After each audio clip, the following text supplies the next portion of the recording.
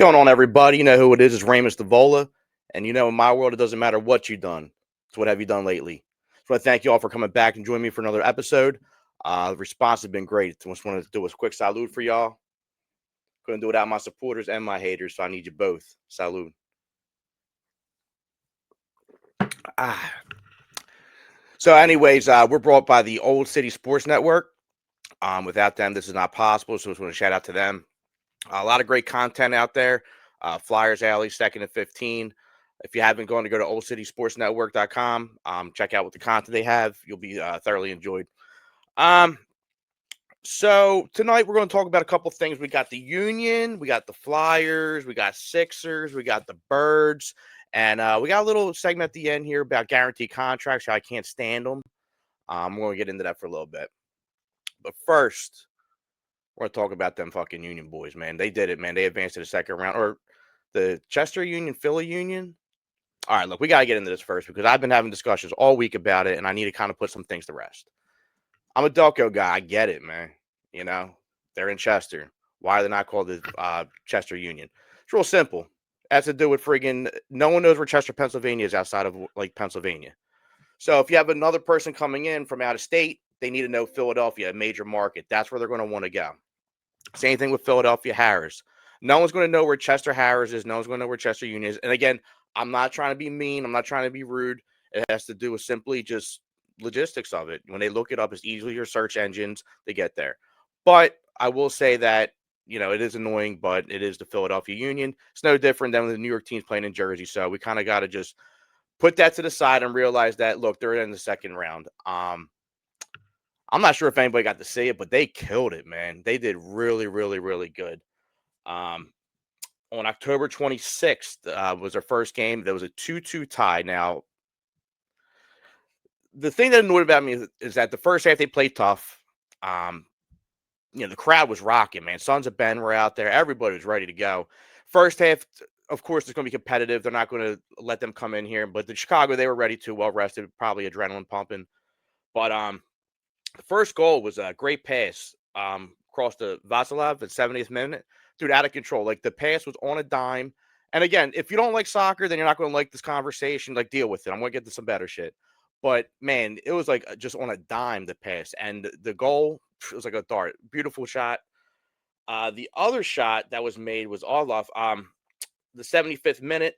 So they call it dribbling for guys that or anybody that doesn't pay attention to soccer. It's just like when you're dribbling a basketball, but instead of going in between the legs, he went behind his back, hit the back of the net. It was dope. It was really nice. But one thing that annoyed me is so we're up 2-0. We had 2 goals go in. It was at the 70th and 75th minute. So for those who don't know, it goes up to 90 minutes. After that, they go into extra time. So a corner kick ensues. You know, comes over Bamba from Chicago, got some crazy little pass, hits off the crossbar, goes in. I mean, shit happens. We're up 2-1. What really bothered me is that an old player by the name of Elliott, he plays for Chicago, he made the most lamest tying goal I've ever seen. It was just like a slow trickler. It was not entertaining. I'm sure Andre Blake was like, what the hell am I doing? I've done this a million times. It was just the corniest way, and it happened in the 90th minute, I think, like, with 3 extra minutes. So at that point, they go to extra time, and then we went in penalty kick 4-2. Andre Blake showed up. We got our goals. We moved on to the win. So with that, we went to Chicago on November 1st. If anybody watched that game, dude, they got no fan base, man. You look at what we got and what they got, dude. It's just night and fucking day, dude. We got the energy down there at the fucking river, man. It's dope. Like, I like it, man. Like, again, if no one's ever been there and never experienced it and never doesn't about soccer, just go down there, man. Just give it a shot. See what it's about. Like, what are you going to lose besides seeing a dope ass fucking local team possibly win? But anyway, Union just shit on them 3-0. I mean, it was total domination. And their goalie 2 times just gave the ball up. Like, our defense came out, we were just playing nonstop, stole it from them.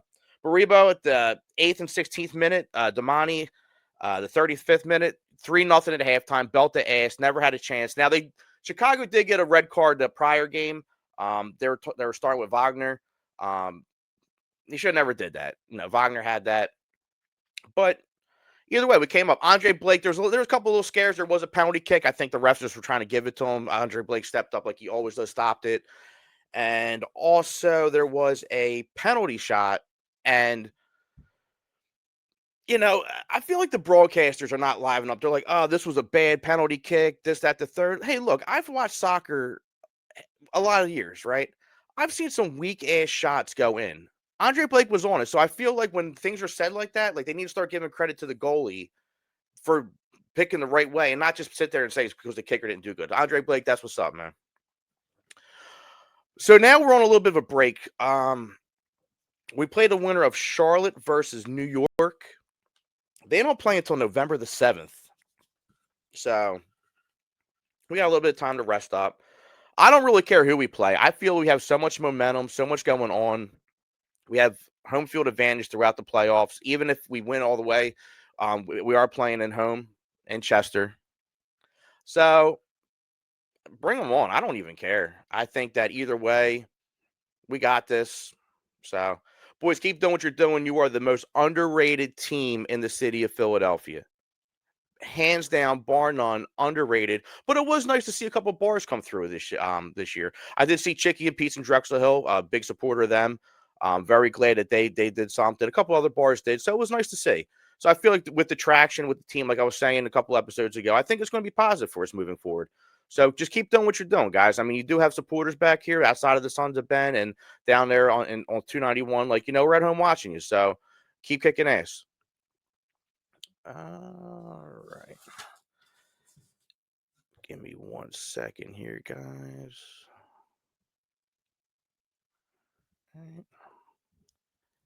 And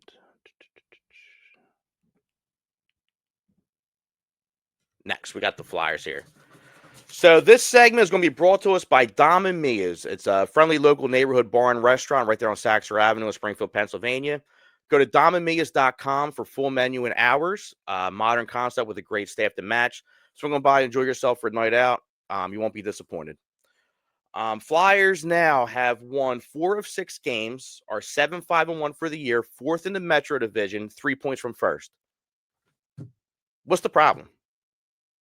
Like, I sit there and I'm going to calm myself down because I understand that, again, I'm a Flyers fan. I enjoy all sports, but I will say that throughout the years, my expectations have definitely not been where they were for other sports teams. For me, that kind of fell off. I'm excited. And there's a lot of people like me that are excited with the Flyers right now. I mean, they are exciting to watch. Okay, so they lost 5 games. 2 of them, they got smoked. All right, it was what? The Jets and Maple Leafs, they beat us 5-2 both times. Besides that, we lost by like 1 goal. Like, I don't know. I think they're doing good. Again, it's a long season, a lot to go. But, I mean, I think they're giving the city something to root on. I mean, being in 4th and only being 3 points from first, I think that's pretty good. And I think it all starts with the coach. I'm not sure how anyone else thinks in life, but I think everything starts at the top. You have good leadership. You have good standards. It trickles down. Rick Tocchet, he's the coach the Flyers needed, hands down. You can just tell he's no bullshit, guys. I mean, the way he's in there, and he was a player. He played for us, man. He knows what it is. And I don't even know how we got him. I mean, he was the Canucks coach.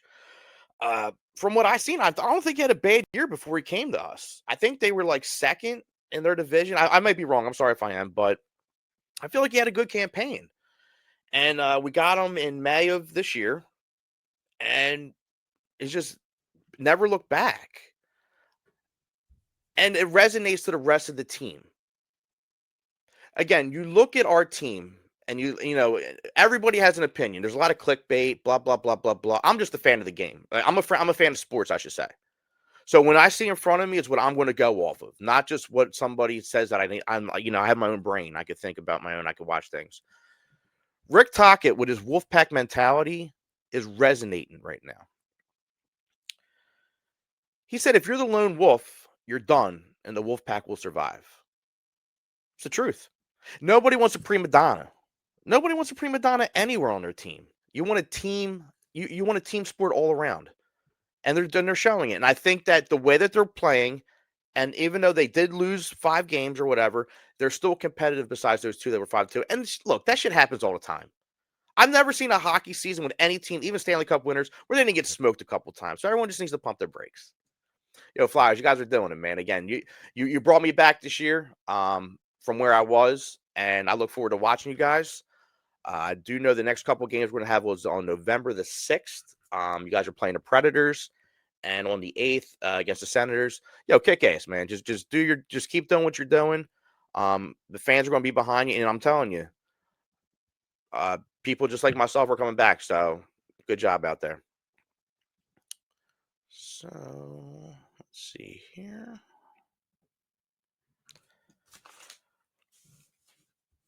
Our next sponsor, brought to us, is by DeLaw Acquisitions. Bob and Kev, they've been turning dreams into reality for years, buying properties across the country. Um, no bullshit. Cash offers. If you have a house you're trying to get rid of, want to move on from it, any condition, give these boys a call. Make sure you let them know that Ray sent you. They're going to take care of you extra special. And yeah, Sixers. Look, currently 5-2. Halloween, they lost by 109 to 108. The 4th of November lost by 2, 113 to 111. They lost by a total of 3 points in 2 games. Is anybody really upset about that? I'm not. And they're doing it without the 2-star players. I think Nick Nurse is finally the coach that we needed. Now, if anybody doesn't know about Nick Nurse, he won a championship in Toronto. He did it with Kawhi Leonard. He did it the year we did have Jimmy Butler. And Kawhi Leonard made this crazy, sorry, don't want to bring back, bad feelings anymore, but he made this crazy shot, man. It was insane. He made this crazy shot in between the rim. Stuff to watch, but they ended up winning it. Good for them. They had a good team that year. And, we got Nick Nurse. I think Toronto kind of did him dirty. I feel like he had a lot left in the tank and he came here. So the problem that we have, though, is like the team that is working with is that like our main players are not stepping up. So I just want to drop some stats for you real fast. So leading the team with minutes per game is Maxey, who is a menace. Big fan of him. Again, if we get rid of him, I'm going to be so pissed. I'm not going to lie. We need to keep Maxey. He's playing 42 and a half minutes a game, averaging 33.7 points. VJ Edgecombe, 20.3 points a game, 39 minutes a game. Them two right there, you're looking at, what, 50, 51, 54 points a game? Then you got Aubrey, 38 minutes a game, 19.5 points. 38 minutes a game, 19.5 points per game. And then you got Embiid, right? Highest paid guy on our team. He's played 4 games, averaging 22.3 minutes a game, 17.3 points per game. Why? I still don't get it. I still don't understand why this guy is not playing every single game. And if he's that injured, I don't understand why we're not making alterations to this. Like it just doesn't make sense to me. And I'm really hoping as the season progresses, we're going to see him just come out every single game. And Paul George, how many points in minutes he's got the last 6 games? None. I really hope when Paul George comes back, he does not ruin this chemistry. Because the reality of it is, and people aren't going to like this, we're not going to win a championship without Embiid and Paul George in the equation. Bottom line. We need these 2 guys to step up and be our leaders that we know that they can be. You guys are great players. They have a supporting staff that's behind them right now. We just need them to just be able to get where they got to be and just do what they need to do. Paul George, again, 35 years old. Again, a couple of injuries here and there. I need him to lose this nonchalant attitude. And it's not just me that says it. A lot. You got to cut the nonchalant attitude out, man. You are getting paid way too much money. There's too much expectations of it. And if you feel like we're putting too much on, you should have thought about that before you signed a dotted line. We want you to succeed. We just want you to do it. And the way this chemistry is right now, VJ is just dunking on motherfuckers, man. It's just insane, man. He's just so aggressive. Like, I haven't seen fucking moves like that since fucking man. I don't even remember, honestly, from the Sixers, someone was that much of a violent fucking player. I love it. Keep doing what you guys are doing. If you guys haven't watched any games, I mean, definitely check them out. We got a couple games coming up now. November 5th, 7 o'clock at the Cavaliers. And November the 8th, we're playing the Raptors. Again, you only lost by 3 points in the 2 games you lost. You're second, you lost to Chicago on the 4th. Whatever. Just keep playing your asses off, man. I appreciate it. All right. Let's see here. Next, this segment is brought to us by Two Moods. They got 8% thrill, 4% chill.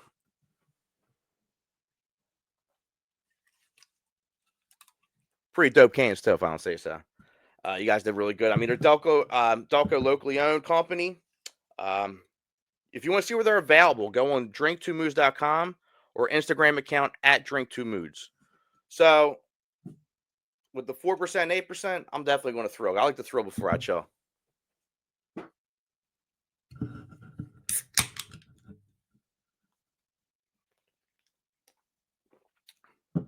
That's absolutely delicious. First time I ever tried it too. Absolutely delicious. I have a couple other flavors.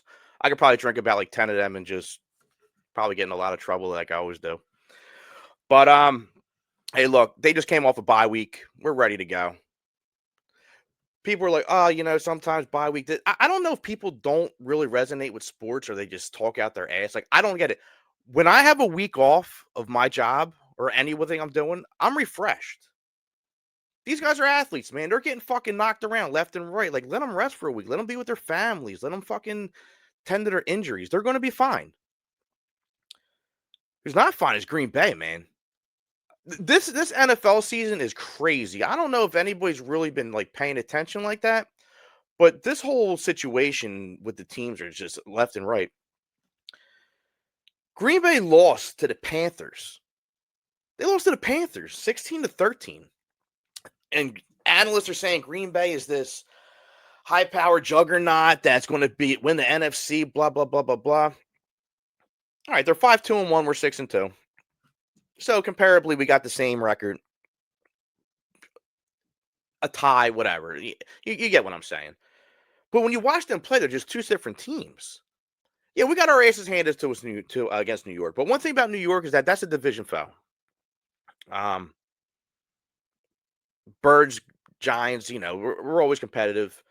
And again, they had Scatterboo, who was an explosive player, and it's very unfortunate what happened to this kid. But I mean, we shut his ass down. I mean, he's out. We shut them down completely. Our offense got in there. I mean, big up to Tank Bigsby, who came in there and was able to show his talent. Like, I feel confident, God forbid something happens to Saquon. And again, I don't want no injuries to anybody in sports, but God forbid something happens to Saquon, I'm cool with Tank Bigsby coming in there. That motherfucker ran, dude. And he ran with authority, dude. It was nice. And Dotson, that catch was crazy, man. Like, that was fucking dope. Goddard got in there, and we got AJ Brown got rested up. So I think it's going to be exciting on Monday night.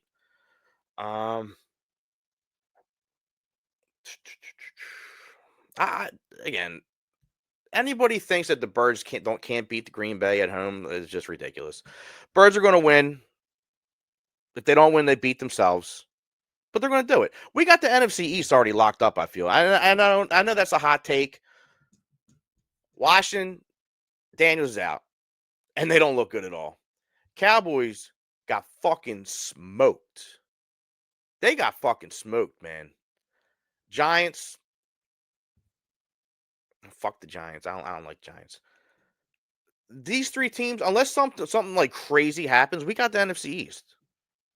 It's for us now to just continue to do what we got to do and just get better when we hit the playoffs.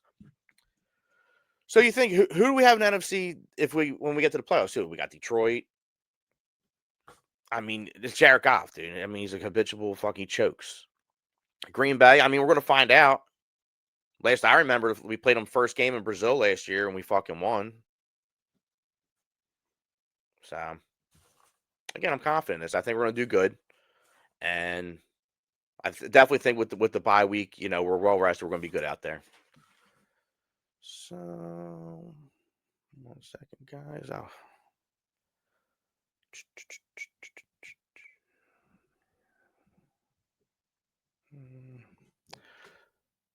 So we're going to end it on this. Guaranteed contracts, I feel, are ruining sports. Now, I understand the reason for guaranteed contracts. We all have family members, old timers, tell us stories about how it was back in the day. And I enjoy that, I believe history does allow us to where we're at, but unfortunately, I only care about what's going on now. And, back in the day, you had football players play at Franklin Field, go to war, no face mask, and then go have to lay concrete. So I get that things have happened that shouldn't have happened, which paves the way for where we're at now. And I'm going to say this in a very nice way, I feel. But people need to stop bitching when you're getting paid hundreds of millions of dollars. If you're being told that you're not doing good enough and you are not because you are not the champion, suck it up and just please do better. Sports is a performance based business. Again, imagine if you were able to go to work every single day and if you did good or you did bad, you're still going to get, let's just say, I don't know, $50 million a year. You're going to tell me you're going to have the same drive, you're going to have the same motivation, you're going to have the same thing you had before you got there? No, you're not. It's just reality. It's human element. And as you have money, you'll have families, you'll have to take care of people. You're going to do things. Again, it doesn't make you a bad person that you finally accomplished something. You're able to financially support the people around you. There's nothing wrong with that. We all want that. As a fan of the games, it's fucking ruining it because you're not getting the same adrenaline that you had before you got that contract, and it's shown across the board. Everyone keeps bitching that LA Dodgers just paid for their fucking championships. I've heard the same thing about New York Yankees when they won. Oh, they're paying for a championship. Okay, so what? They're maybe paying what?